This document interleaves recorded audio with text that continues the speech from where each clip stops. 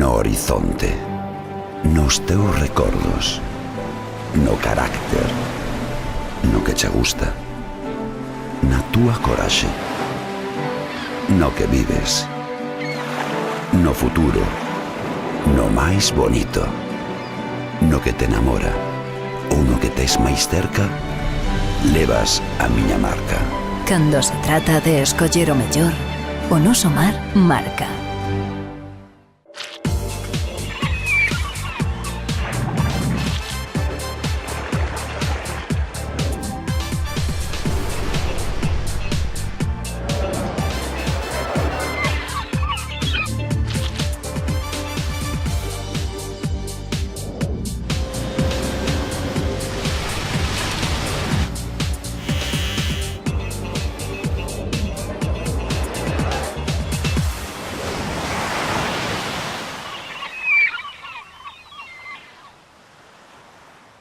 Ola, moi boas, sexan benvidos a este último informar do mes de abril no que estaremos falándolles outra vez da falla de consenso entre as confrarías para xestionar o libre marisqueo. Estaremos tamén en Ribeira, na Escola Náutica, que vende abrir as súas portas para dar a coñecer a súa oferta formativa. Estes temas e máis, hoxe aquí en Informar. Comezamos.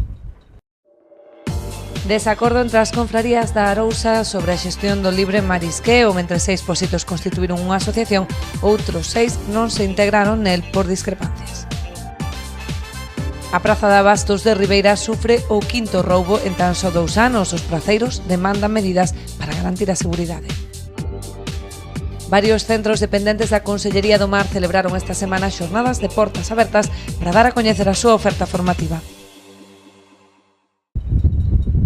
6 confrarías da Arousa lideradas pola Illa e Cambados veñen de constituir a Asociación de Rañeiros da Ría para xestionar o libre marisqueo. As confrarías da Illa, Vilanova, Rianxo, Cabo de Cruz e a Pobra únense para mellorar a xestión do libre marisqueo nos bancos dos Lombos, Boído e Cabío. Estes pósitos veñen de constituir a Asociación Rañeiros da Ría de Arousa. Para gestionar os bancos de libre marisqueo necesitamos de ter unha persoa jurídica, e para ter unha persoa jurídica temos que crear esta asociación para poder acceder a axudas europeas, tanto para vigilancia como para regeneración, limpiezas, arados, aportes de semente, todo o que fai unha cofradía nas súas autorizacións.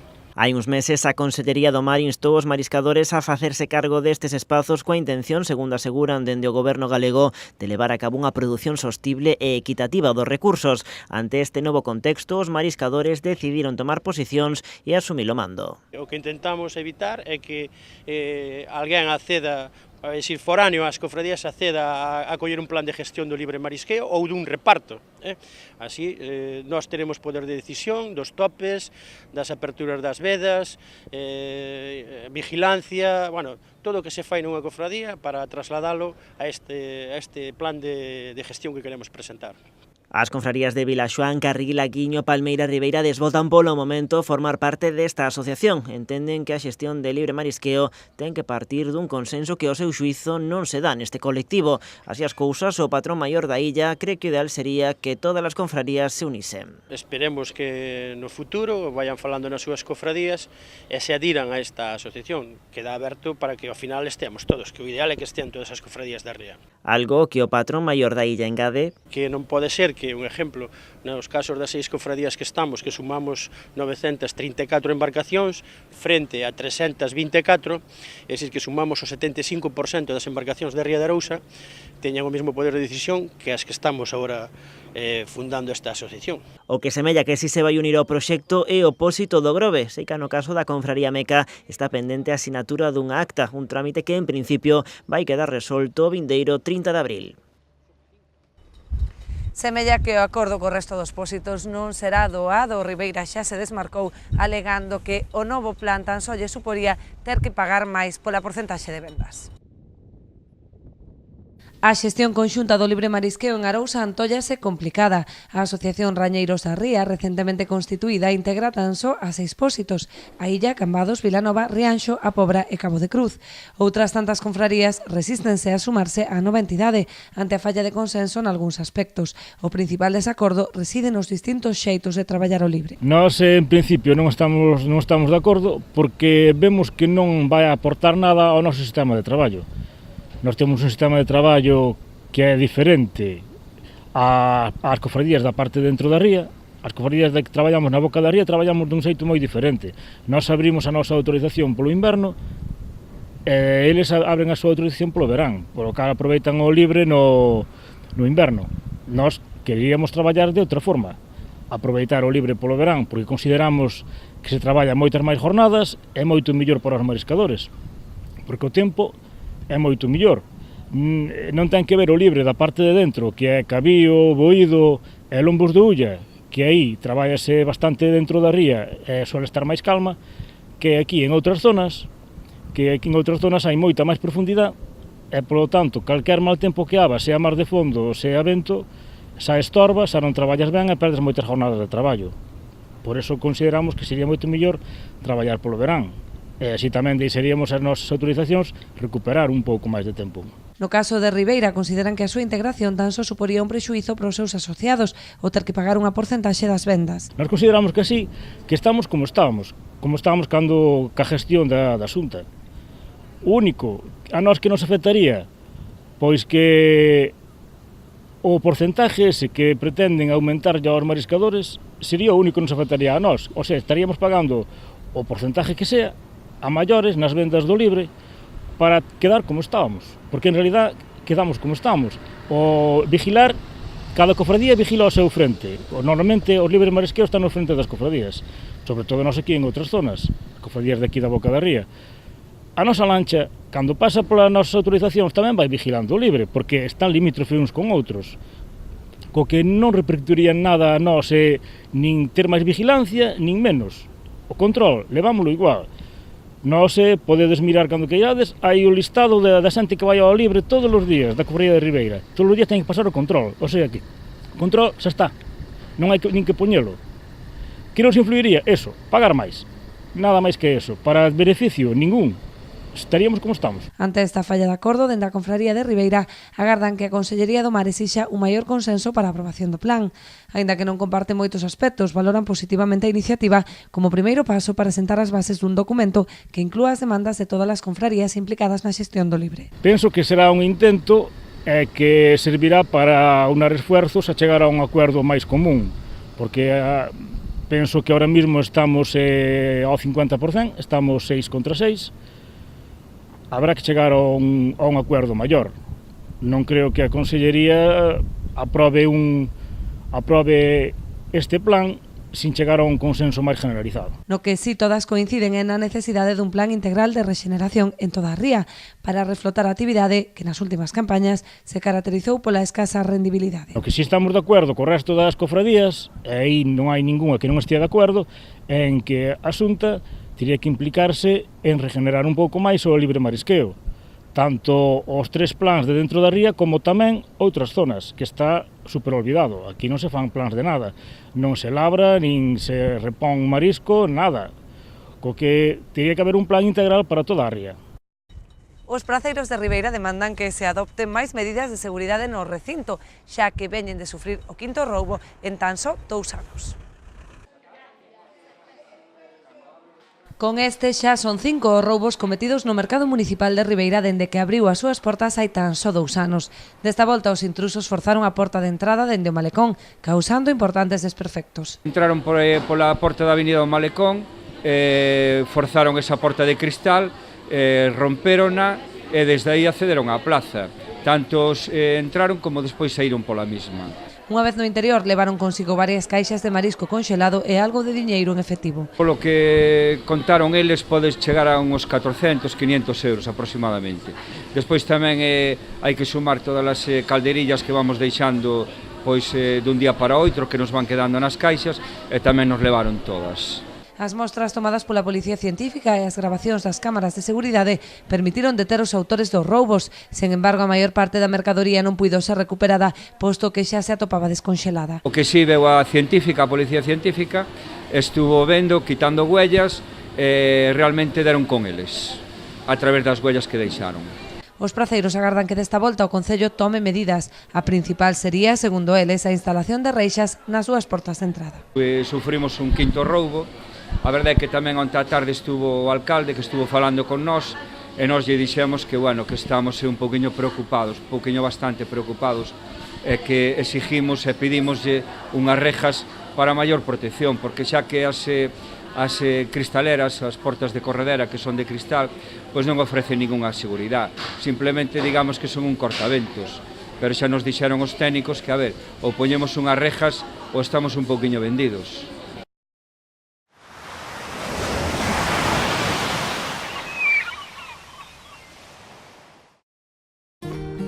Eu confío na conservación e o respeto ao medio ambiente. Eu confío na pesca de boixura artesanal e selectiva.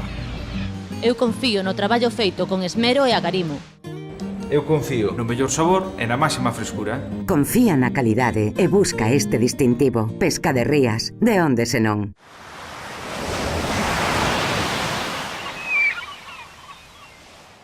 O BNG de Ribeira demanda unha serie de melloras no porto de Corrubedo, melloras que, segundo o presidente de Portos, xa se están a cometer nos traballos habituais de mantemento. Non é a primeira vez que o Bloque Nacionalista Galego de Ribeira se interesa por esta problemática, recollendo así as queixas dos mariñeiros de Corrubedo en relación ás deficiencias que presenta actualmente o porto da localidade. A través do seu grupo parlamentario pedirán no Parlamento explicacións a Portos de Galicia sobre o seu estado actual de abandono e que se habiliten partidas orzamentarias para o seu arranxo e mellora. Entre outras actuacións reclaman a construción de chabolas para poder traballar baixo cuberto e non baixo as inclemencias do tempo como acontece actualmente. Ademais, solicitarán tamén a reparación das escaleiras, a sinalización viaria para evitar que os vehículos aparquen diante da rampla ou tamén a mellora da iluminación en toda a zona portuaria. A solicitude dos nacionalistas non foi moi ben acollida dende Portos de Galicia. Segundo o seu presidente, José Juan Durán, o mantemento das instalacións portuarias vense realizando de xeito ordinario en todos os portos da comunidade, incluído Corrubedo. Para el, o BNG, antes de realizar unha demanda, debería enterarse primeiro de quen é a competencia dese espazo, para así facer a solicitude. O titular de Portos asegurou ademais que o ente autonómico non lle consta tampouco ningunha solicitude referida á construción de novos departamentos para usuarios en Corrubedo. Dá a sensación que cando se fan según que tipo de afirmacións se deben coñecer exactamente cal é a zona de servicio dun porto, porque xa non é a primeira vez, e esta é unha delas, que as cuestións que se lle imputan ou achacan a Portos de Galicia teñen que ver con espazos donde nós non exercemos as nosas competencias. O titular de Portos asegurou ademais que o ente autonómico non lle consta tampouco ningunha solicitude referida á construción de novos departamentos para usuarios en Corrubedo. Non nos consta que haxa unha petición para construir departamentos para usuarios. Non nos consta. Pode haber quen os pida, pero non nos consta, e en consecuencia non sabíamos dese tema. E despois outra serie de cuestións que teñen que ver con rampas de acceso, etc., bueno, pois forman parte, digamos, dos traballos que hacemos nós, sean de mantemento e mellora ou de boas actuacións. O que hai que decir é que Portos de Galicia inviste todos os anos preto de 3 millóns de euros en tarefas de acondicionamento e mellora no conxunto dos portos, e, lóxicamente, en moitas ocasións, non só porque se fai, porque xa está planificado, senón porque así se nos traslada. Comezamos o noso apartado das breves falándolles novamente de furtivismo. Os vixilantes da Confraría de Cabo de Cruz comisaron ao redor de 50 kilos de ameixa a un grupo de furtivos que sorprenderon faenando na praia de Barraña. Tamén durante a fin de semana deron aviso da presenza de mariscadores ilegais na zona da ladeira de Triñáns, que ao percatarse da presenza dos vixilantes optaron por fuxir e devolver o marisco á praia. Estes dous episodios acabaron ben, pero non é o habitual. Dende a Confraría denuncian as constantes ameazas aos furtivos, tanto os mariscadores como os vixilantes, que mesmo teñen derivado en agresións. Lamentan que o furtivismo siga sendo unha práctica tan estendida nas súas concesións, especialmente agora coa chegada do bo tempo. O Bloque Nacionalista Galego presentou unha iniciativa no Parlamento propoñendo que se subvencione o período de veda do polvo que se inicia o próximo 18 de maio. Con esta proposta pretenden evitar a sobrecarga de outros recursos pesqueiros, garantindo así os ingresos dos profesionais que se dedican maioritariamente ao polvo.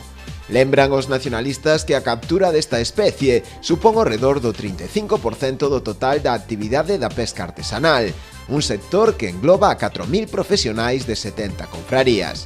A voceira de pesca desta formación, Monse Prado, refírese ademais á importante caída das capturas nos últimos meses, que repercutiu nunha forte baixada dos ingresos destes mariñeiros, polo que, ademais de axudas durante a veda, demandan á Xunta a toma de medidas para mellorar a situación deste recurso.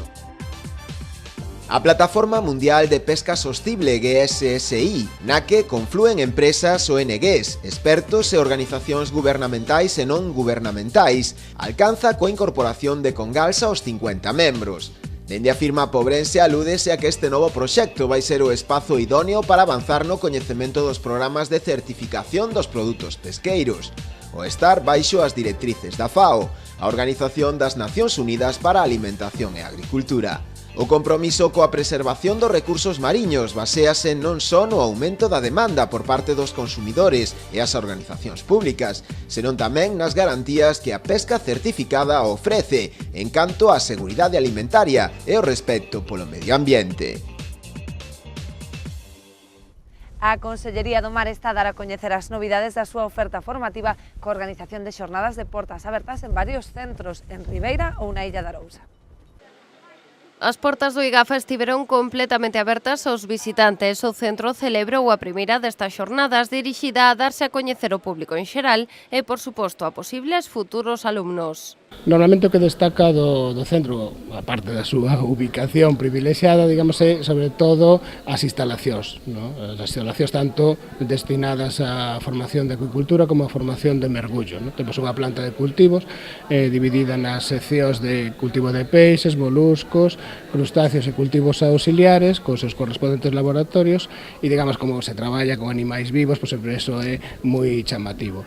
E tamén é chamativo desde o punto de vista das instalacións e equipamentos a sección de mergullo con as piscinas, a cámara hiperbárica e todo o material e equipamentos de mergullo.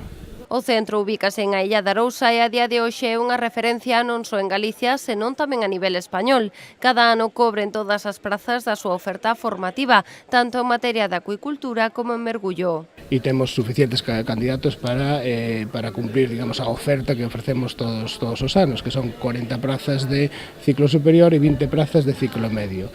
E moi demandado está, digamos, a formación en mergullo, que, digamos, a oferta cando se realiza cada 2 anos é só de 12 prazas e aí realmente hai unha demanda que exixe unha selección maior. Hai que superar probas físicas, probas de cámara hiperbárica e normalmente se ten que recurrir ao sorteo. Un exemplo do renome que ten adquirido o centro ao longo dos anos é a visita que recibiron esta xornada. Un grupo de estudantes franceses achegáronse ata as instalacións para coñecer de primeira man os seus recursos e o xeito de traballar. A visita de alumnado e profesorado dun centro semellante ao IGAFA do Departamento de Charente-Maritime de Francia e os propios alumnos do centro actuaron como cicerones dos visitantes. A xornada de portas abertas repetirase o xoves a partir das 11 da mañá. Tamén están previstas a inauguración da exposición Macroalgas das costas de Galicia e a presentación do programa da xornada sobre algas e os seus usos, que terá lugar no IGAFA o día 30 de maio. Son moitas as novidades que ofrecerá a Escola Náutico Pesqueira de Ribeira para o vindeiro curso e que xa se poden coñecer nestas xornadas de portas abertas que se están a desenvolver. A principal reside na adquisición de novos equipos de simulación que se instalarán próximamente e suporán unha importante mellora na formación curricular dos alumnos. Que instalar este simulador novo de comunicacións e logo tamén unha gran novedade vai ser un simulador integrado que vai recoller contidos e áreas como son a navegación marítima, por un lado, tamén vamos ter a parte correspondente á pesca, as cartas electrónicas e o sistema ARPA. Entón, desa maneira, podemos nun mismo simulador, con a pantalla, antes estaba prevista para 90 grados, agora vai ter do orden de 180, con esa visión permite ver moito mellores o funcionamento dos barcos, case como se fora nunha situación real, en distintas situacións que se podan atopar. De cara tamén ao próximo curso, a dirección do centro ten solicitado á Mariña Mercante as homologacións para expedir novas certificacións, como por exemplo as dos cursos de formación básica en protección marítima, competencias en rescate ou prevención de incendios. Por outro lado, tamén temos unha oferta importante que vamos a facer unha vez que temos os simuladores e solicitar a Mariña Mercante novas homologacións para expedir novas certificacións que teñen que ver co mundo da seguridade marítima e teñen que ver coa legislación da Mariña Mercante. Estou falando de certificacións como son formación básica en protección marítima, que é exixible para que os mandos podan ter, digamos, unhas garantías de control e seguridade a bordo dos barcos. E, por outro lado, tamén queremos poñer en marcha o que as cartas electrónicas, aproveitando o novo ordenador, o novo equipo de simulación, perdón. E logo tamén queremos trasladar, aumentar a formación hacia a formación de avanzado contra incendios e botes de rescate non rápidos. E neste caso, estas dúas homologacións terían que levar un acordo de colaboración no marco de colaboración entre o noso centro e o centro que está en Ferrol, que o pertencer á mesma consellería, á mesma dirección xeral, en este caso de desenvolvemento pesqueiro. Temos a unha coordinación anual onde a parte teórica que se imparte nos módulos se desenvolve, como sempre, aquí no centro, e a parte práctica levaríase a cabo en Ferrol. Pero unha gran novidade sería que o que é a expedición da titulación se faría aquí no propio centro. Tamén incluirán entre a súa oferta formativa unha nova titulación académica dirixida aos redeiros. E hai outra parte que tamén queremos recuperar para unha oferta dun próximo curso, sería a avaliación das redeiras e redeiros de Galicia. Estáse levando a cabo unha evaluación das competencias profesionais na que as persoas que superen ese proceso obteñen unha titulación académica de determinadas unidades de competencia. Neste caso son as unidades de competencia de armado e montaxe de artes e aparellos e outra unidade de competencia que é referida ao mantemento desas artes e aparellos. As persoas que durante esta xornada se achegaron ata o centro puideron coñecer de primeira man non só estas novidades, senón a ampla oferta formativa desta escola que na actualidade conta con aproximadamente 140 alumnos nos ciclos de ponte e máquinas. Ademais da formación regrada, oferta todo tipo de titulacións requiridas pro sector. Este tipo de xornadas permiten ademais coñecer as necesidades das empresas da zona para adaptar o calendario e a oferta educativa. Pois ata aquí o noso informar por esta semana. Tan só nos queda despedirnos lembrándoles que estaremos de volta ao vindeiro xoves a mesma hora aquí en Canal Rías Baixas. Ata entón.